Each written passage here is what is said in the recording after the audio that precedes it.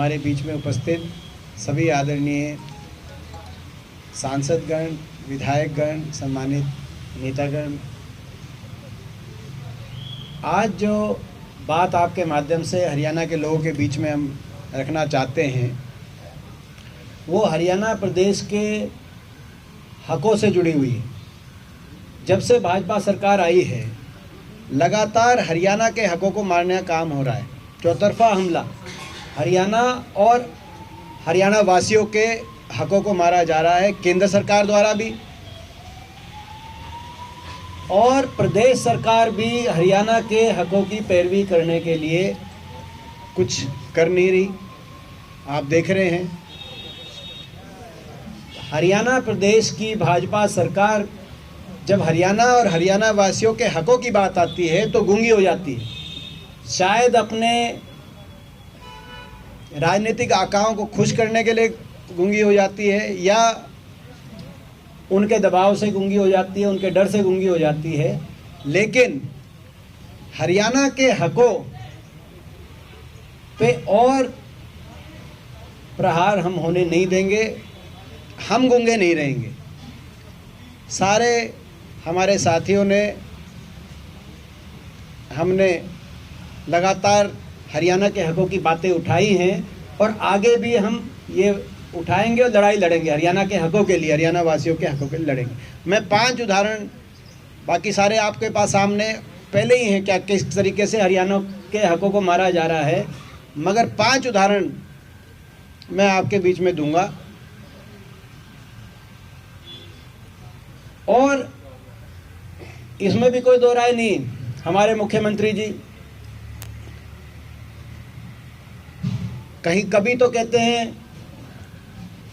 कि बिहार से उनका बड़ा गहरा नाता है, कभी पंजाब की राजनीति में सक्रिय हो जाते हैं, लेकिन हरियाणा के हितों की जब बात आती है तो वो भी मौन धारण कर लेते हैं। बड़े दुख की बात है। पहला उदाहरण आपको सबको पता है, पानी को लेकर और राजधानी को लेकर कितना हमारे हकों का हनन किया जा रहा है। SYL की सारी बात बाद में मैं थोड़ा खोल के विस्तार से बताऊंगा। SYL का फैसला हमारे हक में है, उसका तो आगे कोई काम बढ़ाया नहीं, केंद्र सरकार से कोई पैरवी करी नहीं गई, समय भी नहीं लिया गया प्रधानमंत्री जी से मिलने जब से ये फैसला आया है। ऊपर से पंजाब ने भाखड़ा का पानी भी हमारा जब आधा कर दिया तो सेंटर में जाके पैरवी नहीं करी हरियाणा किसी भाजपा के नेता ने। हम ही सांसद गए थे बात उठाने। राजधानी का आपको पता है, चंडीगढ़ में आपकी विधानसभा बनने की जगह तक भी सरकार ने प्रस्ताव, अभी केंद्र सरकार ने मंजूरी नहीं दी। हम अपनी विधानसभा भी नहीं बना सकते चंडीगढ़ में। तो राजधानी और पानी का तो आपको पता ही है, पहला उदाहरण। दूसरा उदाहरण, जितने इंफ्रास्ट्रक्चर प्रोजेक्ट्स बड़े बड़े राष्ट्रीय महत्व के और हरियाणा के विकास को आगे बढ़ाने के लिए जो इंफ्रास्ट्रक्चर प्रोजेक्ट थे, एक एक करके हरियाणा से बाहर चला गया पिछले 11-12 साल से। और इन 11-12 साल में, क्योंकि सेंट्रल गवर्नमेंट को तो 12 साल हो गए, हरियाणा से बाहर चले गए। दुख की बात है कि हरियाणा के किसी भाजपा नेता ने ये तकनीक कहा कि भाई ये गलत हुआ। एयरपोर्ट जो महम में आना था, इंटरनेशनल एयरपोर्ट, वो नोएडा में चला गया। रेल कोच फैक्ट्री जो सोनीपत में आनी थी, वो रेल कोच फैक्ट्री बनारस में चली गई। डिफेंस यूनिवर्सिटी जो गुड़गांव में आनी थी, बिनोला गांव में, वो नेशनल डिफेंस यूनिवर्सिटी है गांधीनगर में 2020 में वहाँ बनाई जा रही है डिफेंस यूनिवर्सिटी, वहाँ चली गई। हमारे समय 88 किलोमीटर मेट्रो बनी थी हरियाणा में। जब से सरकार आई है 12 साल से 1 इंच भी मेट्रो केंद्र सरकार से कोई आया नहीं। एकमात्र दूरदर्शन का जो केंद्र था हिसार में, वो बंद हो गया। तो सारे जो राष्ट्रीय महत्व के, वो भी हमारे संस्कृति को बचाने में महत्वपूर्ण बात थी, वो सारे चले गए। और एम्स बाड़सा के अंदर बहुत से कुछ 10 राष्ट्रीय संस्थान आने थे झज्जर में, वो 12 साल से ठंडे बस्ते में चले गए। तो राष्ट्रीय महत्व की सारी प्रोजेक्ट्स हरियाणा से स्थानांतरण कर दिया गया और यहाँ की भाजपा सरकार ने हरियाणा के हितों को, रक्षा छोड़ो, उसके लिए एक शब्द तक नहीं कहा कि ये गलत हो रहा है। ऐसे ही नौकरियों की बात, ये मैं और जब अभी 5 उदाहरण दे रहा हूँ, फिर मैं 2-3 पेज पे खोल के आपसे सारी बात करूँगा। नौकरियों की बात, ग्रुप ए और ग्रुप बी एचपीएससी के माध्यम से जो नौकरियां लग रही है हरियाणा में, आप वो देख रहे हैं, ज़्यादातर बाहर के बच्चे लगाए जा रहे हैं। लगातार एक के बाद एक लिस्ट आती है, बाहर के बच्चे लगते हैं। यहाँ तक कि एचपीएससी के चेयरमैन भी बाहर के लगे हुए हैं। 3 करोड़ हरियाणा वासियों में एक भी कोई हरियाणा में ऐसा कोई नागरिक हरियाणा का नहीं मिला, ऐसा कोई हरियाणा वासी नहीं मिला इस भाजपा सरकार को जिसकी ऐसी क्वालिफिकेशन हो जो एचपीएससी के चेयरमैन लग जाएं। आप अंदाजा लगाओ, यूपीएससी के चेयरमैन और यूपीएससी के सदस्य तक हरियाणा के लोग रहे हैं, मगर एचपीएससी में कोई इतना काबिल नहीं मिल पाया। आप अंदाजा लगाइए, मैं खोल के भी बताऊंगा, बाहर के बच्चे लग रहे हैं।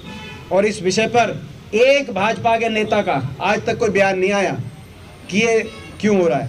इसी तरीके से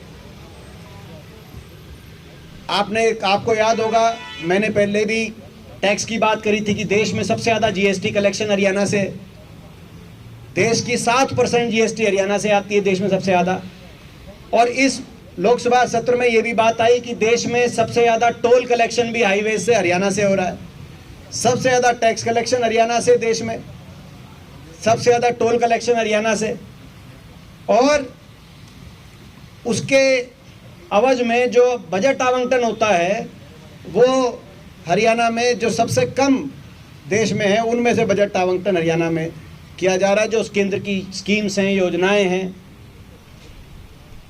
इस बारे में भी आपसे मैं थोड़ा सा खोल के बताऊंगा अभी। और 5वां उदाहरण खेल, और यहीं से शुरू करूंगा इसको, इस पॉइंट को थोड़ा खोलेंगे क्योंकि खेल पे भी हमने बात उठाई। आपने देखा संसद में, हम जो कांग्रेस के सांसद थे, हमने वो बात उठाई कि भाई ये कॉमनवेल्थ खेल 2030 में जो कॉमनवेल्थ खेल का आयोजन किया जा रहा है, उसमें वैसे तो जब मेजबानी का अवसर हमारे देश को मिला था तो प्रदेश का जब चयन होना था तो केंद्र की भाजपा सरकार को चयन करना चाहिए था हरियाणा का मेरिट पर, लेकिन हरियाणा का चयन नहीं किया गया। तो कम से कम सहभागीदारी के लिए हरियाणा प्रदेश को, क्योंकि उन्होंने गुजरात का चयन किया, तो कम से कम सहभागीदारी के लिए हरियाणा प्रदेश को कंसिडर किया जा सकता था। अब मैं ये जो 5 पॉइंट हैं, इनमें से 2-3 पॉइंट आपसे थोड़ा सा डिटेल के साथ आपके सामने मैं रखना चाहता हूँ। और हमारी 1-2 जो मांगे, खेल से मैं शुरू करता हूँ। आपको पता है कि हरियाणा से आने वाले खिलाड़ियों ने पिछले कुछ वर्षों में देश का नाम बहुत रोशन किया है। भारत माता की झोली को हमेशा पदक लाकर अंतर्राष्ट्रीय प्रतियोगिता में भरने का कार्य किया। 2006 से और आज तक ओलंपिक, एशियाई, कॉमनवेल्थ खेलों में जो भी कंटिंजेंट गए हैं, उनमें 25% खिलाड़ी हरियाणा के, और मेडल्स में 50% हिस्सेदारी हरियाणा की। हर प्रदेश की, भारतवर्ष में हर प्रदेश की अपनी विशेषताएं हैं, अपनी सफलताएं हैं, अपनी खूबियां हैं, और उसके आधार पर भारत सरकार को राजधर्म निभाते हुए निर्णय लेने चाहिए। जब खनिज की बात आती है तो उड़ीसा का नाम आता है। जब पंजाब के गीतकार, गायक, उनका नाम दुनिया के अंदर लिया जाता है। साहित्य की बात आए तो बंकिम चंद्र चटर्जी से लेकर और टैगोर साहब तक साहित्यकार बंगाल के माने जाते हैं, गायक पंजाब के माने जाते हैं, उड़ीसा के खनिज का नाम आता है, गुजरात के ट्रेडर्स का की अपनी पहचान है। मगर खिलाड़ियों की जब बात आए तो हरियाणा के से आने वाले खिलाड़ियों ने भी देश के नाम रोशन करने में कोई कसर नहीं छोड़ी है। तो कम से कम खेल के विषय में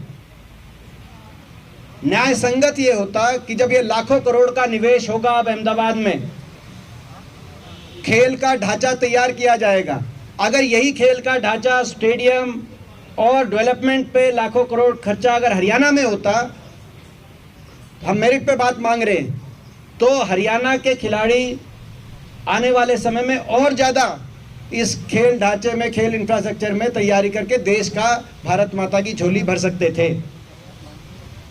आपको याद होगा ये खेलों तक ही सीमित नहीं है, क्योंकि ये बात आपको याद होगा जब एशियाड दिल्ली में हुए तो दिल्ली के विकास को 4 चांद उस समय लगी, दिल्ली को पहचान मिली। और जो कॉमनवेल्थ 2010 दिल्ली में दोबारा मेजबानी हुई तो ट्रांस यमुना और उस तरफ की दिल्ली में sports village, Asiad village, Delhi का विकास बहुत आगे गया।